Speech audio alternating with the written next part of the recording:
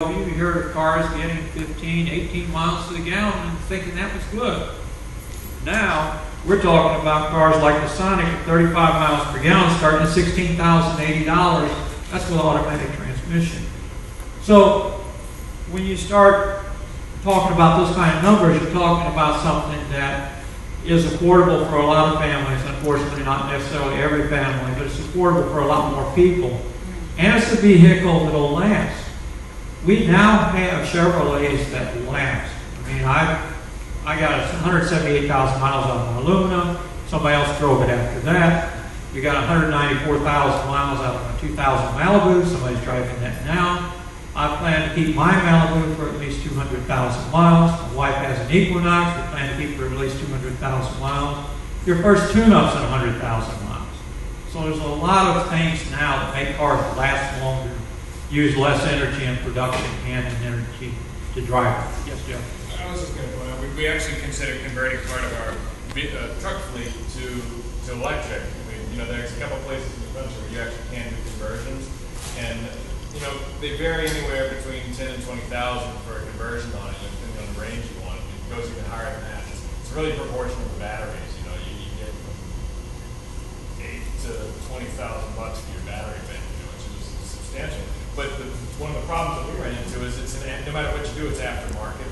And so a lot of places don't know how to work on them. Mm-hmm. And so you're always, with something like the Volt and Fisker and the other EVs that are out there, you've got places that are trained to work on them. And so it's a lot more sort of risk of having a service after the fact. Yeah, I mean, I would think that every single one would be a little bit different, and then make that process a bit challenging. I'm glad you brought that up because, the battery is a battery these days, for specialists in the field that are trained in this battery technology, and they're learning about battery technology every day, working in the industry. You bring a retrofitted electric vehicle to them, and they probably will make a couple of phone calls and then they can figure it out. The problem that we're having in our market is there aren't any technicians that are trained in battery technology. And the few that are trained in battery technology work at the dealership. I don't know if you guys have had, say, a Mercedes or a Range Rover, for instance, and you've taken that vehicle to the dealership, and then you wanted to shop outside of the dealership, but the price difference is astronomical. I had a Land Rover Discovery to the dealership. It costs $50 to $60 just for 15 minutes to change the battery out, when I could have done it myself for free, or I could have taken it somewhere else for maybe $10 and had it changed out. And so the education gap that we have in the Deep South, particularly in our market here in New Orleans, is something that we really need to spend a lot of time working on. We have, UTI, I think, is a local training facility for vehicles, but they don't teach these folks. And they're a very good training facility, including Delgado is has a world-class, in my opinion, training facility for vehicles, right, for mechanics, but they aren't talking about alternative fuels. And why not? That is the way of the future. We all know that. Why aren't we training these young people in this particular industry so that they can continue to drive down the cost of getting those retrofitted vehicles worked on? Is there a battery plant anywhere near New Orleans or southeast? Where? Yeah, battery plant. I think Nissan, we don't have a Nissan guy here. They just opened like $1 billion battery plant in Tennessee. They're going to start building Leafs there in the next year or so. So they've invested a lot. There's a lot up in Detroit, at least for Fisker, they've sourced their batteries from A123. But you got some globalization issues where China is now building batteries. They're building most of our cars.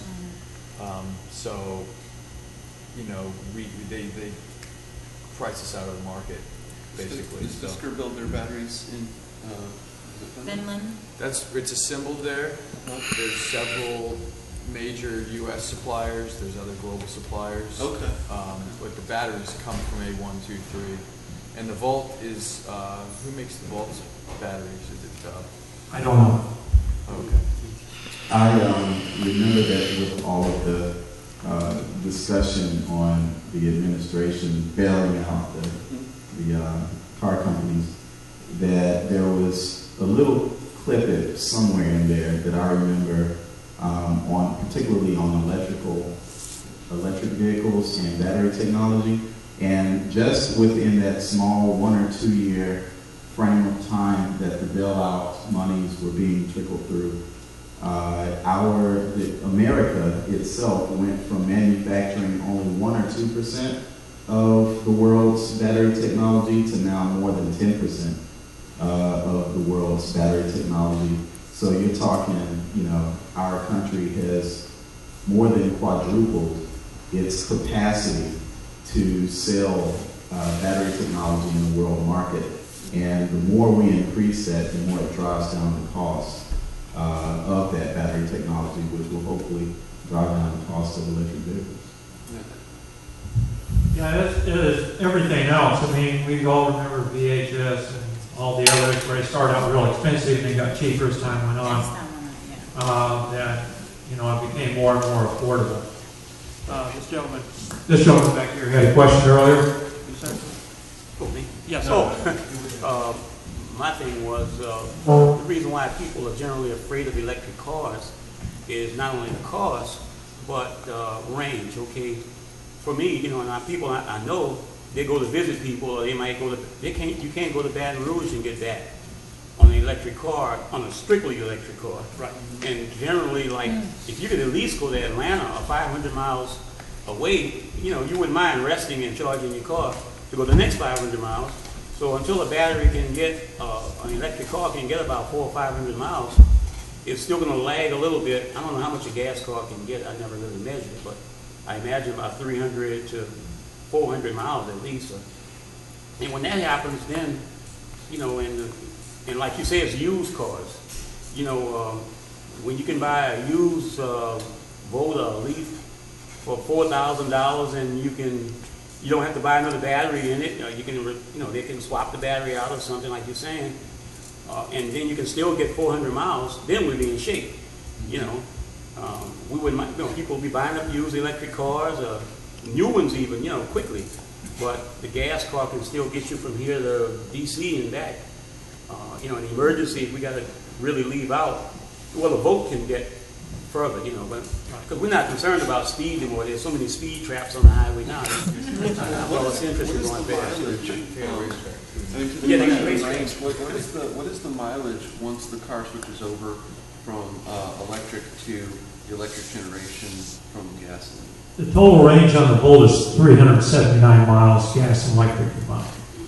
First 35 of that is electric. Okay. So it's something that can be used and you can have for a long time. I mean, I typically keep a vehicle for 10 years, and that's a gas-powered vehicle. So you're talking about an electric car like a Volt, the Chevrolet technology and everything, longevity. It could be 10 years before you find one. What the price will be then, I don't know, but you'd have to wait 10 years down the road. In the meantime, we need something to take care of people now. And that's why I said once again, that we have other cars that can last 10, 11, 12 years without spending the money for an electric car and still get really good gas mileage. But only spending like $16,000 to $25,000. We also came out with a new 2013 Eco Malibu, which is at $26,000 up. So each car, Eco Malibu is power locks, window steel cruise. It's not where you find a triple car anymore. Just basic transportation, vinyl seats, and maybe air conditioning. But now they have a lot of the amenities. Of course, they don't really look at them as amenities now. So many things are standard with StabiliTrak, four-wheel anti-lock brake system, traction control, tilt wheel, cruise control, power locks, power windows, etc. The list goes on. OnStar. So, you know, there's a lot of different features now that are in a vehicle that you never even thought about having in a car or even a luxury limousine before. So, I'm just, how many watts can, say, the Fisker generates electricity from gasoline as well, correct? Correct. It's also got a regenerative braking, which the Volt has, the Priuses have, where as you're braking, it will feed energy, take that energy and capture it, feed it back into the batteries. Okay. It has a 300-mile range combined with a full charge and with a full gas tank. How many watts will a gallon of gasoline actually generate? I thought you said that earlier. No. I said what the equivalent of how many watts were in the gallon, but not what would be generated by. How much would it generate? Yeah.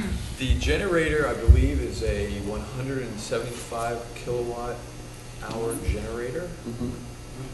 But I am by no means. I'm trying really hard to find out what the mileage is once you get beyond the battery. I think the Volt was something like 40 miles a gallon or so. Okay. Once you're in that. Right. Once you're generating electricity with gasoline, I remember reading about that. getting the mileage. There's not published specs on it, but they've done some kind of aftermarket testing on it. We've been given EPA 52. Fisker has. All right. And That's there's a lot. That's without the battery. That's actually like a combined, you know, overall. But you know, we are creatures of habit, and we have to behave a certain way to make these things work for us. And that's kind of going into your point about, you know, we have to get comfortable maybe living outside of those comfort zones. Because the cars won't adapt to us. We have to adapt to them. That's true. And just depending on how you drive, I mean, there are Fisker owners that have achieved 100+ miles per gallon because they're charging as much as possible. Their commute is not very long, so very rarely will they need to leave and use that gas motor in like an evacuation situation. They might, but other than that, their lives are very predictable. And they're doing these things out of choice, and they're making an effort, you know, as best they can. So it's really about changing your behavior and doing what you can. You know, that said, the Fisker's for more of a high net worth individual. They're coming with a more affordable product. So, you know, that's where the rub is, that people that don't have the ability to afford that, they want to. You know, I think a lot of people want to do something good for the earth. And good for society. It's just so expensive, you know, and it's not a great example, but it really can be when people that can afford and be leaders can say, look, I make $15 million a year, I'm Drew Brees or whatever, but I choose to drive this automobile because I'm doing what I can. And I do want to be seen in a nice car or a beautiful car, so this is my option. So it's up to us to try and achieve that. But, you know, you're commenting about, you know, the choices that we're faced with, whether I can reach a break-even point from buying a $3,500 car or a $35,000 car that can save me money in my gasoline consumption. You'll never get there if you're trying to break even. So that's where the economies of scale will come in when there's more EVs on the road. So really, like, everybody that's buying electric cars right now, they're kind of like the people who bought the first iPhone. That's right. Yeah. Oh, That's like exactly right. iPhone. I'm a BlackBerry person. So, I just wanted to point out that there are other electric vehicles besides cars, like electric bicycles, for instance. And so start small. You know, you can buy a really nice electric bicycle for about, I think the lowest one I've seen now is about $600 up to whatever.